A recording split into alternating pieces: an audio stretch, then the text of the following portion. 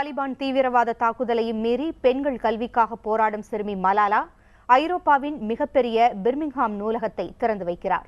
1800 கோடி ரூபாய் செலவில் கட்டப்பட்டுள்ள இந்த நூலகத்தில் பல லட்சம் புத்தகங்கள் இருக்கின்றன.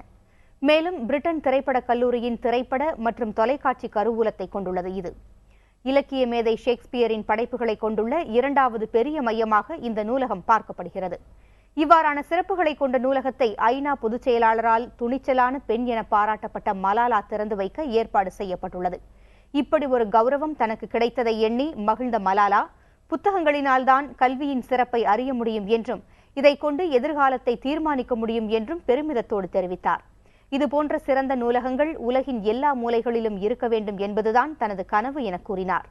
தான் படித்த ஒரு புத்தகத்தின் பிரதியை மலாலா 3,33,000 சதுர அடி நிலப்பரப்பில் கட்டப்பட்டுள்ள இந்த நூலகத்தில் வைக்க இருக்கிறார். இந்த நூலகத்தை பயன்படுத்திக் கொள்ளும் உறுப்பினர் உரிமையும் மலாலாவிற்கு வழங்கப்பட உள்ளது. தாலிபான் தீவிரவாதிகளால் சுடப்பட்ட பாகிஸ்தான் சிறுமி மலாலா சிகிச்சைக்கு பிறகு லண்டனிலேயே தங்கி தனது கல்வியை தொடர்ந்து வருகிறார். அவருக்கு சர்வதேச குழந்தைகள் அமைதி பரிசு வழங்கப்பட உள்ளது.